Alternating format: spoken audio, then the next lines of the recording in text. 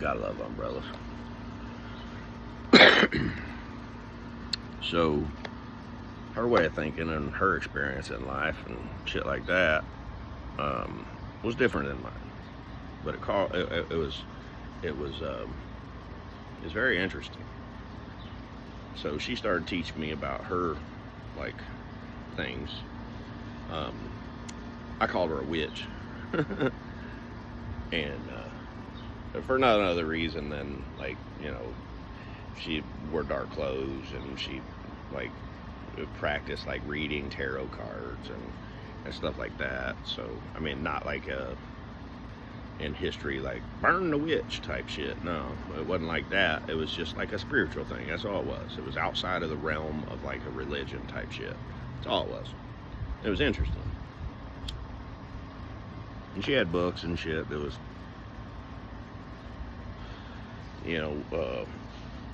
obscure books and shit like that I found interesting. And she had a lot of knowledge on this other side. And, if you want to say light and dark or whatever, she kind of like studied the dark side of things.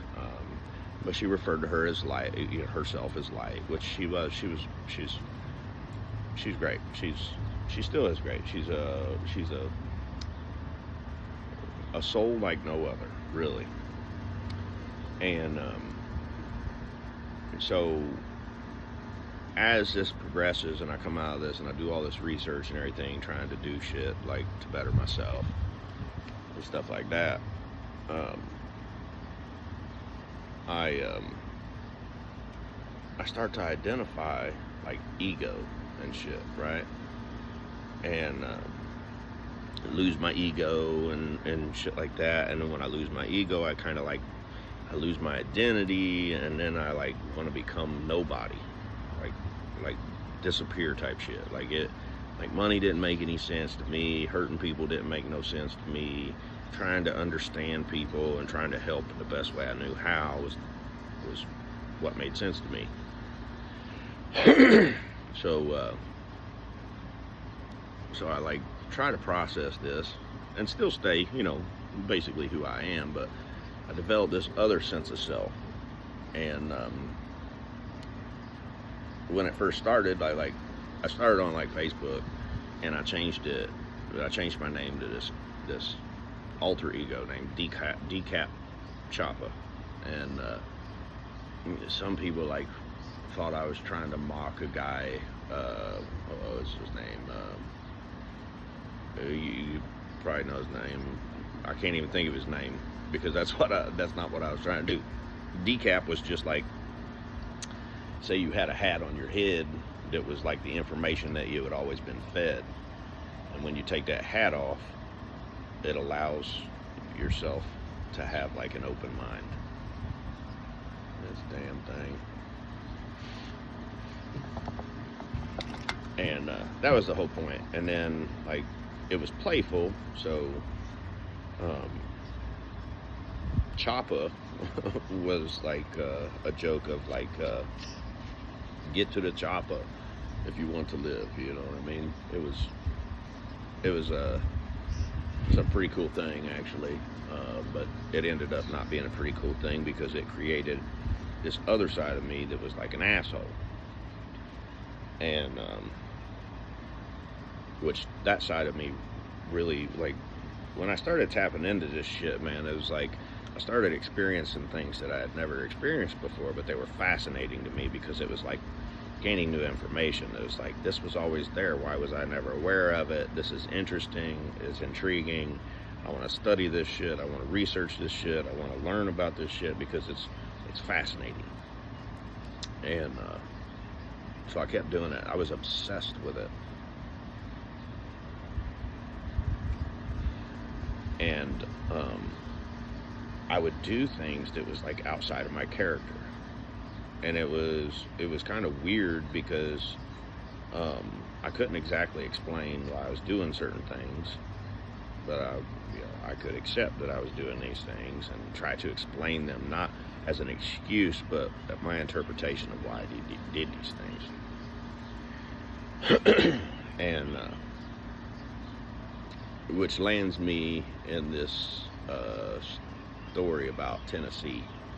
Now, Tennessee, like, I'm overwhelmed with all that. I'm exhausted because it's like mentally draining, and like mentally becomes physically draining. And then we have this, she sets up this trip for us to go down to Tennessee to get away. A couple of her friends, one of her best friends and shit like that. And I'm so excited to go get away and like spend some time on a lake and just like get away from this shit.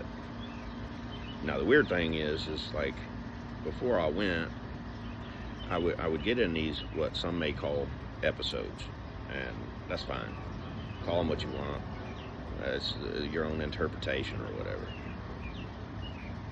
And I remember going to my daughter and talking to her about it and being like, I don't know what it is or whatever. It was her 21st birthday when I was going down there, and I was going to Tennessee. I was born in Tennessee. There was a lot of correlations and like synchronicities of why we was going to Tennessee in my mind or in my thought process or my psychological whatever.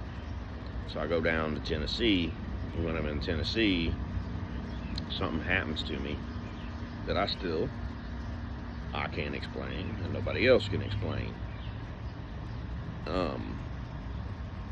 I went down there and I like become this other personality, and I'm talking like cruel, like personality, like saying shit that I would not say, that I don't think any person should say to anybody, because it's not. Why would you say that to anybody? Now, when I was saying these things, I was unaware that I was saying these things. And I know that sounds like way crazy, because how can a person be themselves and function and talk and do things and stuff and not realize that they're doing it or not remember doing it? So, long story short, this goes on for, I don't know, a day or two. I can't even like understand the time concept sometimes, because it's like I've identified like this illusion of time, which is a different story. But so she calls the police. Well, she calls 911 and she tells the police, because they think that I'm on drugs, which I'm not. I'm not on drugs. That's one of the most frustrating thing about this whole fucking psychological shit that I've been going through, is everybody thinks I'm fucking on drugs, and I'm not on drugs. This is like, I think this is like current day trauma type shit, because everything out there is like, oh, you have unprocessed childhood trauma. And I'm like, I've been processing that shit, and I'm processing it, and I got through this other side, and that's when I like to say that I reached this place like heaven. It was like, I felt great. So I go down there and I become this other person or whatever, and it gets so bad that she calls 911, and she tells them on the phone, she's like, I don't know if I need the police or an ambulance at this point, because I done searched through all of his shit. I can't find any indication of him being on drugs or doing drugs or anything like that, and like he's just too much to handle type shit. And they tell her, okay, well, police will get there sooner, so they send out the cops. Now I'm like, I know it sounds weird, but there's like this elevation thing. Like we was on this lake, and this house was like at the top, and then there was a long staircase that went down, and it's complicated or whatever, but I felt like the lower I got in elevation, the different personality would take hold. Just something that I'd kind of noticed, or something that I don't know, picked up on or whatever. There's a whole lot to this story, and I'm not going to get into all the details and everything, because it just makes me sound more crazy. But so the cop gets there, she calls the cops, and I go out front, and I'm like, I just go out there and wait, because I ain't done anything illegal. I'm not scared of the cops. They're supposed to be servants, so they're supposed to be there to protect and help, and if I'm causing harm, I get it. I'm all aboard. So I go out and I wait for the cop to get there. This guy shows up, and I start talking to this cop, and he's like, so what's the problem? I'm like, man, I don't know, we're arguing and this and that, and I said, I don't want to hurt myself, and I don't want to hurt anybody else, so she called authority figure or whatever, come out here.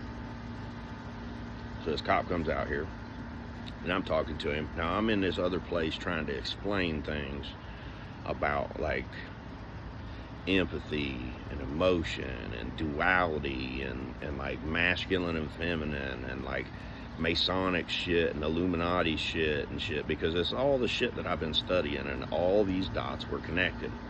They were connecting more on this side that my body wasn't at, or where my consciousness or whatever. So this cop gets there, and I start trying to talk to this cop, and I told him, first thing I told him, I said, I don't want to hurt nobody, I don't want to hurt myself, and I'm willing to go to jail if I have to, because I'm in another state, I don't know where I'm at. You know, it just seemed logical to me to, like, if you need to throw me in jail for tonight, throw me in jail, you know, whatever. So then these two females show up, like support for whatever reason, because this guy that's like twice my size, you know, in case he needed backup or whatever. Now she called and asked for an ambulance or the police. Ambulance never shows up. Cop asked me what drugs I'm on. I'm like, I'm not on drugs. I ain't even smoked pot today. I ain't even. I hadn't ate. I'd been out in the sun all day, because they left me at the place and went out on the boat for hours and just fucking left me by myself. Which, I mean, I can understand. I was acting crazy or whatever, but I wasn't aware, for the most part, of this crazy that I was acting. This cop gets there, asks me, you know, some questions. I ain't making sense to him, so he assumes that I'm on drugs. And I tell him, I'm not on drugs. I haven't been drinking. No drugs, no alcohol, no nothing. These two females get there, and I'm still talking about masculine, feminine, and empathy, and like duality and all that shit. And these two females, one is feminine. She looks like she got long hair. She got probably makeup on or whatever. And the other one has like a shortcut, you know, like a fade and tattoos and shit. So she's kind of like, you know, she's kind of masculine looking or whatever. And I use these two females as like a reference point for masculine, feminine. And I said, you know, this girl over here is feminine, this girl over here is masculine, and this girl over here that obviously wants to look masculine and is trying to look masculine, I say looks masculine, but I said it just like that. I said, this is feminine, this is masculine. And she like rolls her eyes like I had fucking offended her because of the way she looked, which is the look she was going for. And I'm like, you know, I was like, no, I ain't trying to offend you, I'm just trying to make a point or whatever. And we talk a little bit more or whatever, and then the cop says, all right, you know, that's enough, we'll go ahead and take you to jail. Now mind you, no EMTs, nobody. If I'm on drugs, I would think proper protocol would be to call an ambulance, get an EMT out here. If he's on drugs, potential overdose, see what's going on. If he's not on drugs, there's obviously something psychological going on with him. Therefore, he needs medical attention, not arrested. But no ambulance shows up. And then at a certain point, he was just like, all right, you know, we'll take you to jail, turn around, put your hands behind your back. I was like, all right. So I did. I turned around. I put my hands behind my back.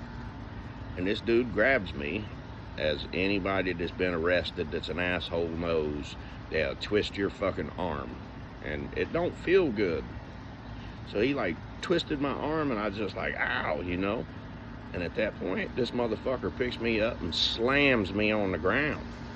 Like my back is to this guy, and I'm willing to be put in handcuffs. I put my hands behind my back. He picks me up and fucking body slams me on the ground. And this causes this fit of like laughter that's like, what the fuck is going on? This is the most absurd shit I've ever seen in my life. You're supposed to be here to help me, and I said I didn't want to hurt myself and I didn't want to hurt anybody else, and here I am getting slammed on the ground and arrested. So then they arrest me. They throw me in the back of this fucking cop car. The guy cop, don't even take me to jail. The two females do. And there's a certain dynamic in my psychology that was kind of like paying attention to shit that most people wouldn't pay attention to. And I never got my rights read or anything. I didn't even know what I was getting arrested for. I had no clue what I was getting arrested for because I hadn't broken a law. I hadn't broken any kind of law. I wasn't intoxicated or nothing. They slam me on the ground. They take me to jail. They treat me like a fucking animal. Like, kick me around and shit and just tell me to do shit. And I'm just like, I don't understand the shit that's happening. They throw me in this fucking cell, in this drunk tank, whatever. That's what we call it. And then one of these females comes over. It was a different female. Or she comes over and she's like, what are you in here for? And I was like, I ain't got a fucking clue what I'm in here for. Then she comes back and she's like, public intoxication, disorderly conduct, and resisting arrest. And I'm just like, the only thing that made any kind of sense to me was disorderly conduct, just because like I might have been acting different than somebody might be expecting of me. So there was no urinalysis, there was no blood test, there was no breathalyzer test, there was no way for them to prove that I was intoxicated for anything. They just wrote it up as public intoxication, threw me in the fucking jail cell, and then added a resisting arrest to cover his ass for slamming me on the ground, which amplified whatever was going on in my head when I was in that jail cell. Now, I felt like there was this spirit that was in me, or a soul, or whatever. It's just words. It's an energy that was in me that I had just picked up on, that most people don't pick up on because they're not taught to pick up on it or whatever. So I'm in my mind, I'm like, all right, I gotta go drop off this spirit or this soul or whatever in jail so it can get rehabilitated or whatever, and understand this and understand that. So I'm like okay with it and everything. So I do what I'm supposed to do. And then the next day, like, I would say maybe, I don't know, 8 to 10 hours later, they're kicking me out. It literally was like they was kicking me out like they had made a mistake type shit. They didn't give me none of my property back. They didn't allow me a phone call. They kicked me out in this state, in this city that I have no idea where I'm at. I have no phone. I have nothing. And I'm like, oh, you motherfuckers like getting tricky with it. Like, how am I supposed to get back society now with no way of getting in touch with anybody? So I'm like, this is tricky. So I'm like, all right, I'll figure it out. So I started walking, and I was like, first thing you know, I'm going to find, like, you know, somewhere to use a phone or whatever so I can contact my mom. She's the only number that I know in my head. You know, thanks to cell phones and shit, we just program them into our phones so we don't have to remember them. So I go walking around, I find people or whatever, and when I run into people, I'm like, you know, I don't know how to explain. I'm honest, you know. I'm like, I just got out of jail. I said, I don't even know why I was in jail or anything like that. I just, you know, I don't know what's going on, where I'm at, how I got here type shit. And nobody wants to let me use their phone. Everybody thinks that I'm scary looking or whatever. I'm a criminal because I just got out of jail or whatever. And I eventually find my way to this gas station. Now, as I was crossing the street, this accident happens right behind me. Like 3 seconds. If I'd have been 3 seconds behind where I was, I'd have probably got hit by a car. And this screeching, pow, this fucking car ran a red light and hit this other car and shit like that, and I ran over to help because that's what I do. I just help. And so I'm like, I witnessed this accident. Now I got to stick around and give like a statement for what I witnessed and everything. So I'm standing around, the ambulance get there. Oh, now mind you, when I got arrested and I got slammed on the ground, they fucked up my elbow and scraped up my elbow. Still was not seen by an EMT, which doesn't logically make sense. Why have I not been examined by an EMT? If I'm overdosing, if I'm not on drugs, if I am on drugs, now I got slammed on the ground, now I got a physical you know, mark or whatever, scrape on my arm that needs to be cleaned up and like bandaged up or whatever. Never, none of that. So this accident happens, and I run over to help. I help best way I can, and I stand around so I can give his statement. And the cop that arrests me shows up, and the guy that slammed me on the ground and shit. And I was just like, ain't this fucking like ironic type shit? So I see him before he sees me, and I just stand there, and I'm in this like disappointment. Like, you know, you're supposed to be somebody that's like protect and serve, not abuse and then cover up with a false charge. Like, you know what I mean? It don't make no sense to me. So I see him before he sees me, and then I just cross my arm, and I'm looking over at him like real disappointed looking, and then he catches eye contact with me, and it looked like a deer in the headlights. Like, what the fuck is this guy doing here?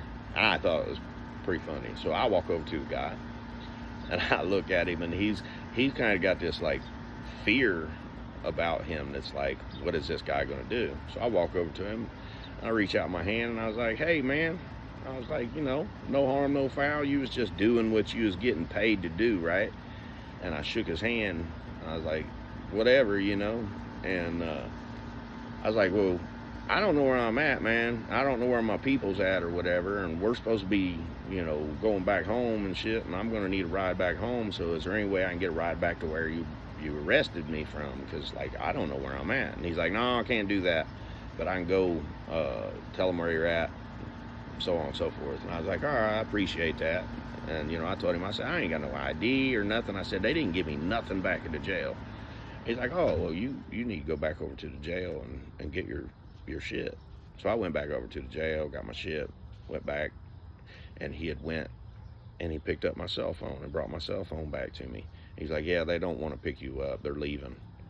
And I'm like, they're just going to leave me here?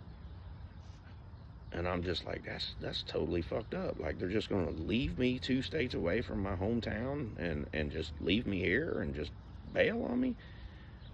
And he's like, yeah, they don't feel comfortable with you, this and that.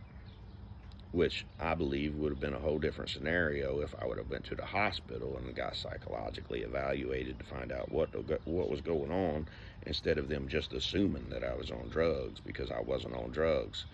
The hospital would have identified that. The hospital would have probably gave me medication to get me back home, to like subdue me psychologically, so there would have been no danger involved.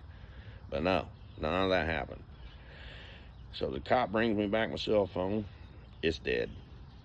Not to mention, I don't even have service at this point, because I've done like entered this other place that didn't make no sense to like pay for cell phone service and shit, because I was so against money, it was ridiculous. But this cop I was like, man, I ain't got no money, I ain't got no phone, nothing. So this cop ends up giving me $7. And he's like, yeah, I can't leave you out here, you know, without nothing to eat or whatever. So kudos to the guy that slammed me on the ground, that charged me to cover his ass for giving me $7 to get something to eat. $7. I took that $7, went and bought a pack of cigarettes. So then I walk over to the gas station, which I was headed to, find, you know, that they have a charger. So I charged my phone up to about 15-20%. And then about a half a mile down the road, there's a McDonald's. I know there's Wi-Fi at McDonald's for free, so I walk down there with 15-20% battery life to get on Wi-Fi. Contact my mom, tell her situation or whatever. She's like, oh, well, I can't come until tomorrow, and that's fine, whatever. And then, so I'm trying to put shit together. My phone goes dead. I got to walk back down half a mile to this gas station, let my phone charge back up. And the McDonald's is like on the outside of a Walmart parking lot. And so I spend all day walking back and forth, charging my phone up a little bit to walk back to the other end. And I feel like I'm dealing with this like spirituality thing. There's like Freemason and Illuminati type shit, and it's like outside of mind and body and all this shit that I can't still to this day explain, because I don't have the words. And I'm like, bring it on, you know. This spirituality, or this like place that I think we all should be able to visit because it's like outside of body type shit. And I'm in these thin shorts because it's a beautiful day. Thin shorts, wife beater, muscle t-shirt, whatever you want to call it. And about halfway through the day, it's just fucking, it's like a monsoon, man. It starts pouring down rain, just pouring down rain. Now I'm stuck trying to stay out of the rain, and it just rains for the rest of the day, all night long, and I'm outside. I ain't got nowhere to go. Well, they had this like little smokers awning thing at Walmart, and I went and I sat underneath that smoking awning thing to try to stay dry. And people would come out, you know, this is during COVID and shit, and people would come out on their break and shit that like, you know, stock the shelves at Walmart because they closed at 10 o'clock. And I'd hear them whispering, like, who's this guy? What's this guy doing? Like, you know, just whispering to each other. It's kind of embarrassing, but you know, I knew my situation. I was willing to tell my situation and the truth of my situation to anybody that was willing to ask. And so I'm there all night in the pouring down rain, freezing my balls off, man. And then my mom comes, picks me up the next day. It's a 5-hour drive. My mom comes, picks me up the next day. We drive back home. Now I'm in this other, well, doctor's default statement is calls it a psychosis because they can't fucking figure it out because they don't know what the fuck they're doing. Okay, fine, whatever, psychosis. We'll call it a psychosis. But my experience is a real experience because it's my experience. And if you're not me, you may call it an unreal experience or say that it's really not happening or whatever, but you're not fucking me, so my experience is in fact real, what's happening to me. I got slammed by a fucking cop and charged an extra charge to cover his ass and charged the charge so that he could arrest me. That didn't make sense. They didn't read me rights. They didn't give me a phone call. They violated every fucking right total that was necessary in law enforcement that I believe. But anyway, my mom picks me up, brings me back home, and when I come home, I'm just like, I'm still in this like mind frame of confusion, like what just happened. I get back home, and this female's still here, you know, she's back home because she got a ride with her friends, you know. She didn't want to leave me, but, you know, she could understand, you know, she didn't have a choice. It was either her be stuck down there with me with nothing or get a ride back home. And then, you know, she said she'd come back and get me. But at that point, I was like, I don't want you to come back and get me. You're the one who called the cops on me. You know, I don't want to hurt you. So if you come back and get me, there's potential that I could just fucking be an asshole and hurt your feelings type shit. I don't want to do that. So my mom comes and gets me. I come back home and I see her and I'm like, I don't blame you. I never did blame her. I still to this day don't blame her. I blame the system for not sending EMTs for somebody that was having a psychological meltdown, if that's what in fact it was. So, you know, she did the right thing by calling an emergency number, and they did the wrong thing by sending out police or just simply not sending out medical team. So I try to tell her, you know, now there's this friction between us because of the situation that happened and everything. I try to, you know, reassure her that I don't hold her at fault for anything that happened because, like, to me, I don't even realize what happened still at this point. And so, like, 2 days later or whatever, my arm swells up, like, huge. And she is, like, she wants to like get some distance from me, which is understandable because I'm still kind of in this frame of mind is like, I don't know how to explain what it is that I'm experiencing. I'm kind of getting tired of explaining what it is that I'm experiencing because it's nobody else's experience, and because it's nobody else's experiences, they can't like understand it. So something's wrong with me, nobody else. So the best thing to do is distance yourself. So that's cool, but my arm swells up like real big. And I don't know what the fuck's going on with it and everything. And so I go to this med check, and this med check's like, oh, take these antibiotics. You probably got, like, you know, an infection or whatever. where the cop slammed me on my arm because I wasn't seen by an EMT and it wasn't cleaned off. So I go to this clinic, and this doctor's like, take these antibiotics or whatever. They said you may need to go to the emergency room if it don't get better in a couple days. A couple days goes by and it gets worse. So I go back to that clinic and I'm like, I'm not sure what to do. You told me I might need to go to the ambulance or to the emergency room. I might not. And so I go back and I'm like, do I need to go to the emergency room? And the way they looked at my arm was a pretty good indicator that, man, I needed like some serious medical attention, like ASAP. And they could not give me an answer. I was like, do I need to go to the emergency room or not? I don't know if this shit's gonna work or if this is normal or what, because I'm not a fucking medic, Nobody could give me an answer. Nobody would tell me to go to the emergency room. Doctor comes out in the lobby and waiting room and looks at it and is like, oh my goodness. And I'm like, should I go to the emergency room? And they're like, well,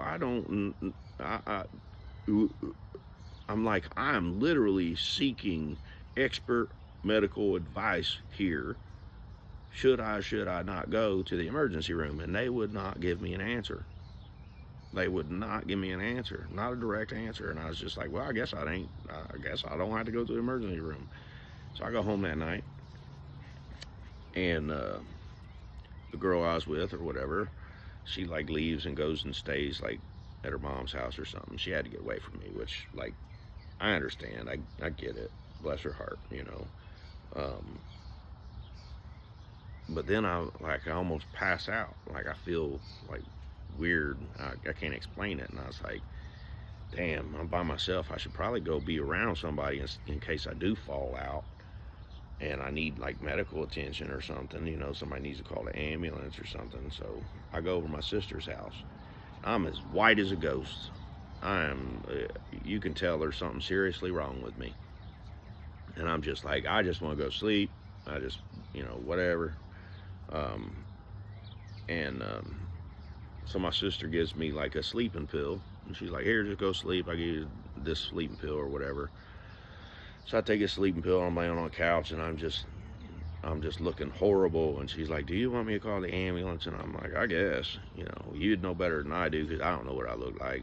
So she calls the ambulance. Ambulance comes out and they're like panicked. They're like, oh, we got to get you to the hospital as soon as possible. They put me in the ambulance, hook me up to an IV.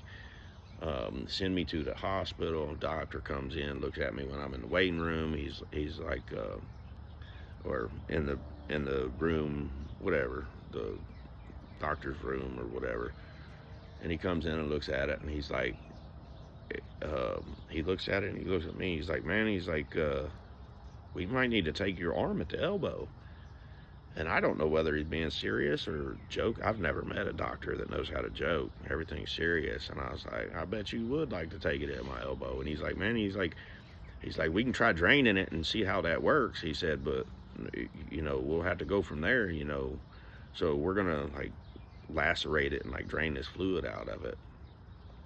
And then I wait for another hour or so for another doctor to come in to give me a local and to slice my arm open to drain some of this fluid out of my arm. And it's the grossest shit ever. But this doctor comes in, it's like, I didn't feel nothing. It wasn't painful. Like, he was so delicate, and I was like, bro, just fucking clean the shit, man, and he just so worried that it was hurting and everything. But he ends up giving me this local, cuts my arm open, and all this fluid like a fucking fountain just starts spraying out of my arm all over the place, man. And it's happening so fast that we can't keep it like from getting all over the place. It's like he's got a bandage and shit, and it's just fucking oozing out over the bandage and all over the bed and all over the floor and shit. And it's like this, it's just like infection is what it is. And I'm so tired. I've been awake, plus I took this sleeping medicine and shit. And so they get me as drained as possible, bandage me up. And he's like, all right, do this IV or whatever. It's like antibiotics and shit like that. And so I do it. I fall asleep while I'm waiting. I wake up and I got this huge puddle next to me of this shit. It just went through the fucking bandage and all over the bed and all kinds of shit. They come in, clean me up and whatnot. And so I get done doing all that, and I get out of hospital and everything, and then I got court, in like 30 days or whatever. So I'm in Indiana. That's happening in Tennessee. So I get on this Zoom meeting. Mind you, still COVID. I get on this Zoom meeting, and before, like, I don't even know what's happening. Like, I don't know why I got in trouble. I don't know none of this shit. So from that point, I'm trying to get like medical help. Like, I don't know what to tell them because I don't remember like what got me to that point. I remember what happened to me from the police and shit, but I don't remember like psychologically what I was going through to get the cops called on me. I just know I was being like an asshole. So I have court on Zoom. The judge gets on there, and I'm like, it's talking to me, and I was like, I said, I'm trying to figure out what's going on, what happened or whatever. I said, I don't have anything to tell you. I was like, to me, there's no case because public intox says you have to have proof of the case, oh, we don't have to have this and we don't have to have that. And I'm like, okay, well, I'm trying to seek medical attention. I don't know what's going on. And then it's like, well, you have to come down here and appear in court. And I tell her, I'm like, that's not possible. It's a 5-hour drive one way to get down there. I said, I don't have a car, I don't have a job, I don't have money, I don't have resources to do such a thing. And she's like, well, you're gonna fucking do it. And I'm just like, if you say so. I mean, I don't see any way of doing it. She's like, I'll give you 60 days or whatever, and then 60 days you need to come down here and appear in court. 60 days goes by, and by this time I'm starting to see doctors and shit to determine what the hell's going on. And I get on this Zoom call, and she's like, I thought I told you that you had to appear in court down here in person. And I'm just like, well, I thought I told you that there was no way for me to physically do that. It's not possible. And she's like, well, you're going to come down here and appear in court. And I was like, are you going to pay for me to do that? Or are you going to send a ride or whatever? And she got shitty with me and was like, I can think of 3 easy ways to get you down here. I'll just file a bench warrant for all 3 of these charges, one for each of these charges. And at that point, I'm just like, what the fuck do you expect of me? You want me to drive for 10 hours? Like, even if I had the means, you want me to spend the gas money to drive for 10 hours and the time to drive for 10 hours to appear in court for what you're going to give me, like 15 minutes? Why can we not handle that on a Zoom call? It doesn't make any sense to me. So if you ask me, the judge was intimidating me, which I believe to be illegal. From what I understand, they can't force you to do something that you can't possibly do, especially if they don't even have a fucking case against you. So anyway, so I call an attorney and tell him this whole story about, if there is ever a lawsuit, there's a fucking lawsuit right here. And, they don't want to take the lawsuit. They don't want to, you ain't got no money, you can't sue somebody. So I didn't go back to court. I ain't heard nothing about it. I ain't got a bench warrant. I've been pulled over since then. Medical professionals or whatever look up to see if I got a bench warrant or whatever. I don't know if it's just in Jacksboro, Tennessee, or if it holds water outside the state or what. I don't know. I don't know if I'm driving through Tennessee now, if I get pulled over, if I'm going to jail for something that I didn't even fucking do. So, so this is adding to this psychological trauma that's happening to me. And I'm going to the doctor and shit, trying to figure out what's going on. So I'm going to a therapist twice a month. It started 4 times a month because I was like, I gotta figure this shit out. I was like full-blown like panicking, like something's wrong with me. Everybody telling me something's wrong with me. I can't identify what's wrong with me. You're a medical professional. I need you to identify what's wrong with me. I'm free willing to do whatever is necessary. And they first started me out in an addiction clinic. And I'm like, I don't even understand, like, why am I in an addiction clinic? I'm not addicted to anything. I smoke pot, but like that's my only relief. Like I'm not taking drugs or anything. Like what the fuck?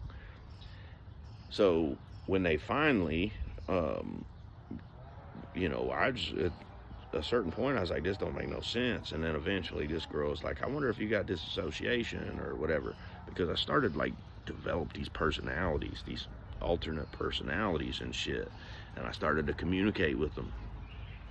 And if you ever watched any of my videos, you'd see like this is a real thing. This is nothing fake about it.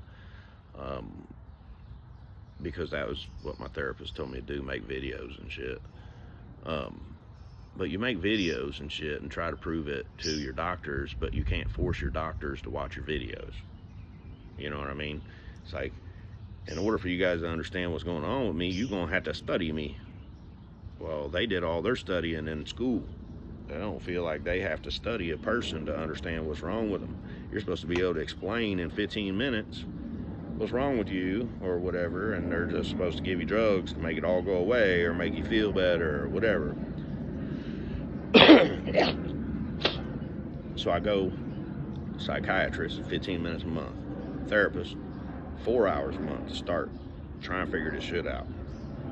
So they start drugging me. They're like, oh, you got this and you got that. All right, take this, see if you feel better. Come back in a month. Tell me in 15 minutes how this affects you. So I do that. They give me, through the course of 2 years, they give me 8 different medications that none of them work, especially the last one. The last one they put me on was an SSRI, which is called venlafaxine, which is like Effexor or whatever. It's SSRI, serotonin inhibitor, or whatever. I don't know all that shit. I'm just like, I'm supposed to trust that the doctor knows what the fuck they're doing in 15 minutes. And so I'm taking this drug, and this drug affects me and like amplifies these like personalities or whatever, and I start talking in this like gibberish kind of language. And by this time I'd got a job, and I went into work and I was talking in like this gibberish kind of language, and they all freak out. My boss don't want me driving the van and shit. I get a ride home. They take me to the hospital. They take me to my therapist. They take me to my psychiatrist and all this shit. And I'm steadily speaking this way to these people.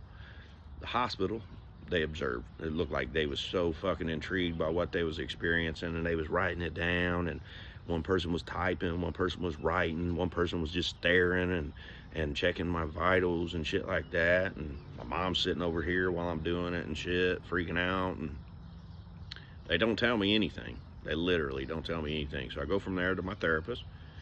My therapist basically tells my mom, just let him do it. He ain't hurting nothing, just let him do it, it'll pass or whatever. So she thinks. Then I go to my psychiatrist. My psychiatrist's bright idea is to double the dose of the medication that I'm on, to double up on it. The medicine that caused what's happening, double up on it. Well, let's just fucking make it worse. So I'm like, hey, you guys fucking know what you're doing, so I'm gonna just take this medicine, And at this point, I'm not even identifying as the medicine. And then this ends up landing me, like, people think I need to go to the hospital, so I go to the hospital. It's like, I don't know what you're seeing. I'm me experiencing this, like, multiple personalities, disassociation, whatever the fuck you want to call it, because nobody can seem to diagnose me. And I'm experiencing this thing that nobody can diagnose me because I can't see it from the outside. I'm fucking inside. And so I go to the hospital, and I'm in this, like, maybe it's called manic, I don't know. To me, I'm just like frustrated as hell because I've been doing this shit for 2 years, and they put me on these drugs that cause this fucking astronomical multiplication of this personality disorder that I'm having or whatever. And I go in there, and the only thing I'm doing is just talking shit to, like, the doctor, saying, you guys don't know what the fuck you're doing, and you're just charging me is all you're doing. You're just charging me and telling me to take these drugs. And next thing I know, this fucking nurse in there is like, tells me to go to this room. Now, I do what they tell me to do. I just don't make sense of it. And I'm just like, you guys are so fucking stupid. You don't know what the fuck's going on. I'm just like a guinea pig to y'all and everything. And because I hurt her feelings. Now, I didn't even want to go to the hospital. So when it was obvious that they wasn't wanting to help me, I was ready to leave. They wouldn't let me leave. They would not let me leave. I even told them I don't want to hurt myself. I ain't going to hurt nobody else. It's not like that. But I'm in this frustrated mind space, man. And so they tell me to go in this room. And there's 3 cops, 2 of them holding my arm down so that this bitch can give me an injection. And I'm just like, I don't agree with this. I don't want this injection, and I'm not fighting you. I am totally 100% in control of my physical self. I'm just not in control of my mouth because you guys are fucking idiots. But because I believe that they're fucking idiots, they're going to show their authority. And it's crazy because you're in this fucking mind frame of frustration and everything. And when you say certain shit and do certain shit, they want to fucking laugh at you, which amplifies your frustration. Like, what am I, some fucking comical skit that you think that you have the right to fucking laugh at me type shit? And I'm like, you know, that's unprofessional as a you know, whatever it is that you're supposed to fucking be doing. Get your fucking ego out of here and take out of the equation that you got this piece of paper on the wall that you went to school for. It tells you you know something. That's all it is, a piece of paper that tells you you're validated that you know something that this guy don't because he don't have that piece of paper. Well, I know something that you don't. I just can't explain it to you because I don't speak your language. I don't have that piece of paper, so I can explain to you what it is that I'm experiencing. So I'm sitting in there laying in this bed, which they told me to do, so I did it. These cops are holding my arm, and I'm just like in disbelief that this is happening. And this other cop standing in the doorway, I was like, you're fucking witnessing this, dude. I said, I don't want this shit. They're doing this shit. They're violating my rights. They're violating my free will. They're doing it. I'm not fighting them because to me, it doesn't make any sense to fight. Like, there's 3 cops. Like, logically, it's like, so what am I going to do? Like, fight these 3 cops off and still get this injection? It doesn't make any sense. So I state my case laying in this bed, and I'm like, you can't fucking, I don't understand how you can just do that. If I'm in this other fucking mental space or whatever, how can you fucking have me sign piece of papers that make me financially obligated to pay for anything if I don't even know who I am right now? But they can. And then they fucking shoot me up with this medicine that knocks me out, and I wake up in a hospital on this mental ward floor or whatever. And I'm stuck there for 4 days. I'm stuck there. I wake up, doctor comes in, sees me for about 10 minutes, kind of tells me why I'm there or whatever, and I'm like, that don't make no sense, man. I was like, now I'm stuck here. I'm supposed to be on a 72-hour hold, but because of the court system, which I'm not in any kind of trouble, I'm stuck there for 4 or 5 days because it straddles a weekend. I'm like, well, that don't make no sense because I'm not in trouble. Well, you're extremely dangerous. And I'm like, how am I? You just assume, you know, and then they ask you the stupid questions like, do you hear voices? And I'm just like, what do you mean? Like, how am I supposed to answer that? Do I hear voices? I hear you talking to me. You talking about voices in my head? Do I have thoughts? Because in that case, to me, everybody has those same voices in their head, because how else do you make decisions? You fucking weigh those decisions like, okay, if I do this, it's going to cause this. If I do that, it's going to cause that. So is that the voices you're referring to? Because that, I mean, I thought everybody had that because that's logical, critical thinking. Maybe it's not a voice, it's a thought. Do you think? You maybe should ask if I think. That would be pretty. Are you able to think? Yeah, can everybody? So anyways, they stick me in this fucking place for 4 days. No treatment. None. I don't have anybody to talk to. I don't see a therapist. I don't have a group meeting. I don't have nothing. I'm fucking pacing around on this floor for 4 fucking days. The only thing they do is feed me garbage food. That's it. 3 meals a day, some snacks, whatever. Even at one point, I had one of the nurses that was there, that was observing, ask me why I was there, because I didn't seem like I should even be in that place. And I was like, that's a good fucking question, because I don't know why I'm here either. Now, if the nurse that's there can identify that I'm out of place, obviously there's a fucking problem. Obviously. So then I got to talk to this doctor in order to be released. And this doctor, for me to be released, is a new doctor that I haven't talked to anymore. And I'm just trying to explain to her that I don't even understand the communication and the comprehension that we're having with one another, because the words are fucking all garbled up. And what you say and what I interpret for you to say is something different than what it is that's coming out of your mouth. I was like, the words, it just don't make sense to me. And it was weird because it was like she was trying to get me to admit that I had suicidal thoughts. And she said something about, do I think about committing suicide or whatever, or do I think about hurting myself or whatever? And I'm like, no. And I was like, well, I mean, those thoughts are in there and they go right through, because I'm like, I ain't gonna do that. That don't make no sense. And it's like, oh, we just wanted to make sure those thoughts are there. It was literally like, it dawned on her. It was like, okay, he's got those thoughts. It's good. Something's right, because he wants to kill himself, but he's not gonna kill himself type shit. I'm just like, I acknowledge that. Like, I witnessed that happen. Then I get out of the hospital, and a few days later I get a bill in the mail for $11,000. $11,000 some change, just for being on that floor for 4 days with no treatment. $11,000. Then it's another like $600 for the 10 minutes that I spent talking to the doctor. And then I just got a bill in the mail that I'd never seen before and didn't even know existed, about an ambulance transportation. And I'm like, my mom dropped me off at the hospital, so I don't even know where this ambulance transportation is coming from. And my only understanding it could possibly happen was I was in a different building at the same location of the hospital. Now, Eskenazi is a big hospital. It's a huge hospital. So maybe when I was put to sleep with the drugs that they medicated with, they had to take me to another building at the same hospital. And the only way to do that, so they didn't have to walk so far, was to put me in an ambulance and take me there. Now, I wasn't even conscious for this ambulance trip, but they can fucking send me a bill for it, for like $1,169, to take me from one building in the same hospital campus to another building in the same hospital campus. $1,169.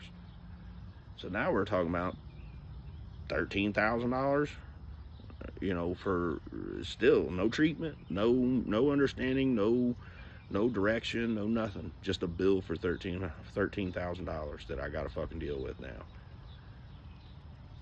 And people wonder why I lose my mind, or like I develop disassociated. This shit don't make no sense to me. So it's like, the best way for me to explain it is like, I allow these personalities to flow through me. And if we all have, this is my logic. So if we all have these personalities that can flow through me, and I kind of try to identify them as reincarnation. So they say Jesus is coming back, right? And at one point I tried to explain to my therapist, my psychiatrist, I was like, why do I feel like Jesus? Like, I don't understand. Like, it doesn't make any sense to me. Can you explain why I feel like I'm Jesus?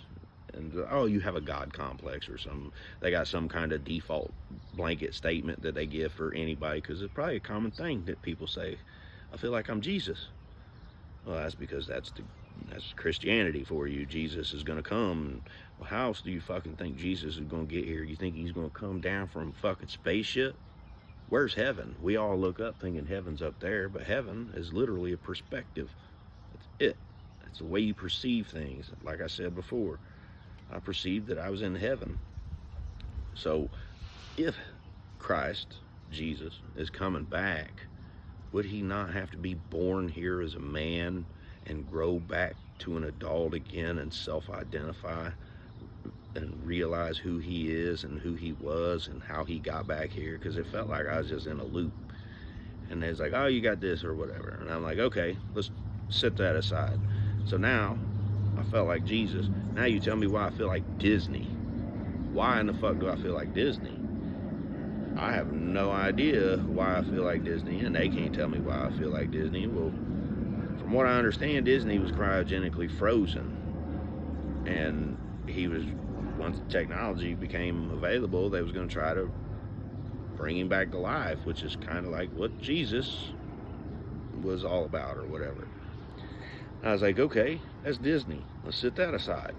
Now this is the one that really don't make no sense to me, because it has nothing to do with me. It has nothing to do with anything that I've ever like studied or anything that I've ever really, I mean, I learned about it in school, but other than that, I mean, it was just something I learned about in school. But why do I feel like Hitler? Hitler. I don't fucking understand that shit. So to me, it's like reincarnation, and all these like personalities or whatever are reincarnated from dead people. And that's the way I try to explain it. It's like these dead people are like flowing through me and shit. Me going to jail in Tennessee was like me needing to take a soul or whatever to a place to be healed and shit like that. So everything's like spirituality. And because people are so fucking caught up and indoctrinated in like Christianity, they're limited in their head of the possibilities of what we are and what we can be and shit. The only thing that we can be is a prophet. That's all you are in this society, is a prophet for some rich guy. That's it. Or you can be a prophet in a spiritual form, which tells the truth and tells their experience and the way that they see it and how they feel about it and like their interpretation of it, which is basically raw creativity. It's all it is like trying to figure out a way. And it kept seeming like I kept doing something, and I kept landing at this fucking same place, and it's like, okay, I'm here again, now what do I do? I don't know. Am I supposed to go to jail? Am I supposed to go to the hospital? I mean, am I supposed to see a monk? Am I supposed to see a priest? Am I supposed to see a rabbi? Am I supposed to see a shaman? Am I supposed to, I don't know where to go. And basically boils down, it's like, oh, make videos and put them on the internet and see if you can't find anybody that resonates what it is that you're talking about. And maybe you can get some help that way. Or put you in contact with a community of people that kind of resonate with you and your experience or whatever. So I mean, that's basically what it boiled down to, and what all the videos and shit were about. So I mean, I've been recording this thing for 57 minutes as of right now, and I probably did another 30 minutes before I did this one. How many people's gonna watch it? They're not curious. They could give a fuck less about me. Doctors, friends. Ain't nobody giving no shits about you. Nobody gives a shit about me. The only thing they give a shit about is money. Money. If I said I give you $100 if you watch this motherfucker all the way to the end, I bet you'd do it. Because you just made $100 in an hour and a half. Oh man, that's efficient. That's $100 well, all I gotta do is watch this video? Shit. You know what I mean? But because of everything that's happening, you know, I'm causing people pain, emotional pain or discomfort or whatever. And it's caused me to lose this female friend of mine in a relationship. She's still my friend, you know, and we still talk, but we don't talk like we used to. And she wants to stay away from me, which I understand, because it's like, it's mentally draining for me, and I don't understand it, so I don't expect anybody else to understand it. And anybody else on the outside is like, you need to stay away from him. Same with my friends. My friends don't want to fucking be around me because they can't understand it, and they're like, oh, he's on drugs. And I'm like, no, man, I ain't on drugs, other than the ones that the doctors prescribe me, you know, which cause catastrophic side effects that they don't acknowledge, that the doctors are the ones that are doing, not me. So now I get charged for the doctor's fuck ups too, when in fact that's another fucking lawsuit. I should be able to sue the doctors and medical industries, and they can fucking afford it, but they can also afford a high-priced attorney to prevent them from being sued as well. You know, you'd think you'd be able to sue this fucked up ass government, as corrupt as they are. Well, no, you can't do that. We'd all have to come together as one to do something like that. Everybody worried about me having guns. The only thing that I had my guns for was to protect myself from idiots in the government and shit when they try to come and do whatever the fuck it is that they're trying to do, because nothing that they do makes sense other than them fucking being corrupt and making money and shit. That's it. It's like, how much money do you fucking need? Now you want to take my money and call it taxes and send it to another fucking country so that they can kill people in another country. That's literally what they're doing with your money. Now, I morally can't do shit about that, because I know the money they take from me isn't me voluntarily giving them that money, but it is, kinda. You know what I mean? I signed a fucking W-2 or 1099 or whatever it is, because that's the law says I have to do it, so I don't go to jail. That's like slavery at its finest. It's psychological slavery, because if you don't do what I tell you to do, there's going to be consequences. Well, if you don't understand what it is I'm trying to explain, the way I see it, there's going to be consequences for both of us. So, I mean, I just don't know what else to do. And I think I'm pretty fucking intelligent. I think I'm pretty empathetic and understanding and shit. And because of this whole thing, you know, I've lost a lot of people that I loved and hurt people that I've loved most, including this girl. And, you know, she just wants to stay away from me so that her mental can be better, which I understand. I get it. I can't even be mad, man. And it sucks, because you have an awesome relationship with somebody, and then you do shit that you can't control and you can't understand, and you become this other fucking deity or this other energy or this other personality that's not you, that other people can identify that it's not you, but they know you in the way you look and know it is you based solely on your appearance. But this personality, knowing that it ain't you, they can't even forgive you for this opposite personality that's developed due to the trauma. Because it's like, my best explanation is like me, myself, and Irene. This dude's a super nice guy and tries to be understanding and everything. He gets taken advantage of and all that shit. And then one day he just fucking snaps. And he becomes Hank. And I don't remember anything that fucking Hank does, and Hank's a fucking asshole. And Hank is like the exact opposite of what he is. And then in the movie, you know, obviously she can determine who's who. And you know, they have this relationship or whatever, but, you know, do they make a drug for that? I mean, I don't know. It's like, am I anxious? Do I have anxiety? Do I have multiple personality disorder? Do I have dissociation? Do I have schizophrenia? Do I have, I mean, everybody wants to point their finger at me and say, you're on drugs, or you're schizophrenic, or you're fucked up, or you're crazy, or you're insane, or whatever. But nobody's experiencing what I'm experiencing, because if they were able to put themselves in my shoes, I think that they would see that I'm perfectly fucking sane, and it's society that's fucking gone crazy.